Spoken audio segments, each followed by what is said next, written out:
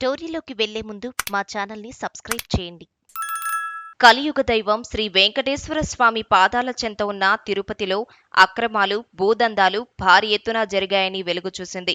గత వైసీపీ ప్రభుత్వంలో అప్పటి వైసీపీ ఎమ్మెల్యే భూమన కరుణాకర్ రెడ్డి అనేక అక్రమాలకు పాల్పడ్డారని టీడీపీ, జనసేన, బీజేపీ నాయకులు ఆరోపించిన విషయం తెలిసిందే. ఇప్పుడు తిరుపతి మాజీ ఎమ్మెల్యే భూమన కరుణాకర్ రెడ్డి మీద కూటమి ప్రభుత్వం ఫోకస్ పెట్టింది. 2019లో జరిగిన అసెంబ్లీ ఎన్నికల్లో భూమన కరుణాకర్ రెడ్డి తిరుపతి ఎమ్మెల్యేగా విజయం సాధించారు. అదే సమయంలో ఆంధ్రప్రదేశ్లో వైసీపీ ప్రభుత్వం రావడంతో అందరూ భూమన కరుణాకర్ రెడ్డి మంత్రి అవుతారని అనుకున్నారు. కానీ కొన్ని కారణాలు, కుల సమీకరణాల కారణంగా ఉమ్మడి చిత్తూరు జిల్లా నుంచి భూమన కరుణాకర్ రెడ్డికి మంత్రి పదవి దక్కలేదు.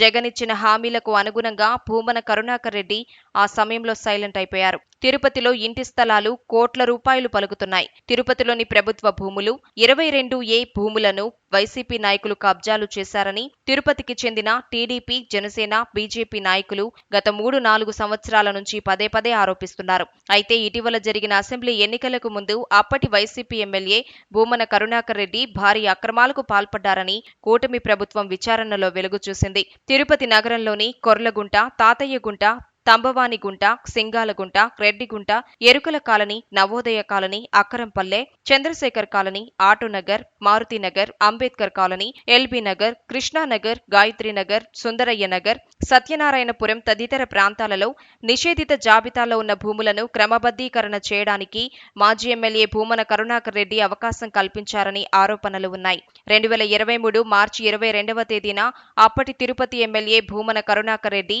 భూ పరిపాలన ముఖ్య కమిషనర్ కు లేఖ రాశారు. అప్పటి తిరుపతి ఎమ్మెల్యే భూమన కరుణాకర్ రెడ్డి లేఖను పరిశీలించిన భూ పరిపాలన శాఖ ముఖ్య కార్యదర్శి కేవలం వారం రోజుల్లోనే స్పందించారని, ఈ విషయాన్ని పరిశీలించి చర్యలు తీసుకోవాలని అప్పటి తిరుపతి కలెక్టర్ కు ఆదేశాలు జారీ చేశారని కూటమి ప్రభుత్వం పరిశీలనలో వెలుగు చూసింది.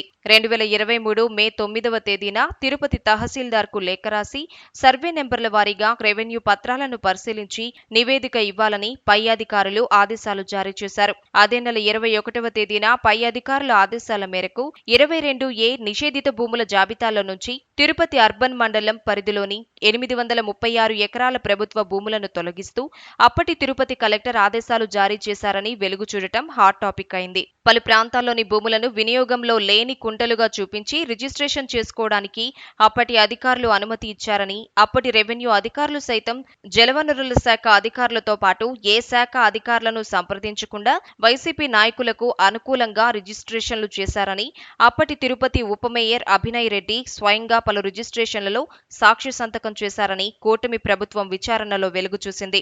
అయితే పేదలకు ఇవ్వాల్సిన ప్రభుత్వ భూములను తాము నిరుపేదలు అని చెప్పుకున్న వైసీపీకి చెందిన పలువురు ప్రముఖులు ఈ భూములను కబ్జా చేశారని, వీటిపై ఉన్నత స్థాయి విచారణ జరిపించాలని టీడీపీ, జనసేన, బీజేపీ నాయకులు చంద్రబాబు నాయుడు, పవన్ కళ్యాణ్ కు ఫిర్యాదులు చేశారు. మొత్తం మీద ఆంధ్రప్రదేశ్లో అసెంబ్లీ ఎన్నికలకు ముందు తిరుపతి మాజీ ఎమ్మెల్యే భూమన కరుణాకర్ రెడ్డి, కొందరు వైసీపీ నాయకులు అనేక అక్రమాలకు పాల్పడ్డారని వెలుగు చూడటం ఇప్పుడు హాట్ టాపిక్ అయింది.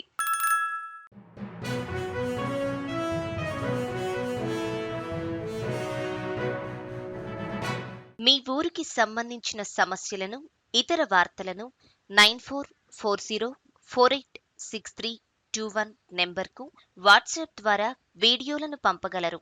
వాటిని మా తెలుగు టీవీలో ప్రసారం చేయటం జరుగుతుంది.